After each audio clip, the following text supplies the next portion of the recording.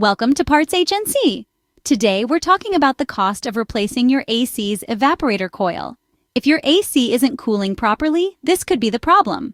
What does the evaporator coil do?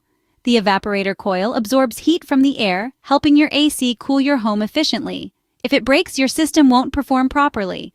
Common signs you may need a replacement include poor cooling, ice buildup, unusual odors, and higher energy bills.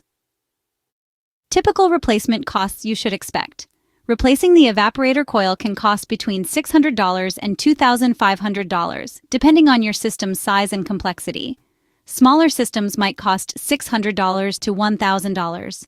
Larger or more complex systems can reach $1,500 to $2,500, including labor. Why you should get a professional diagnosis first. Before replacing the coil, get a professional diagnosis. Sometimes cleaning or repairing the coil might solve the issue.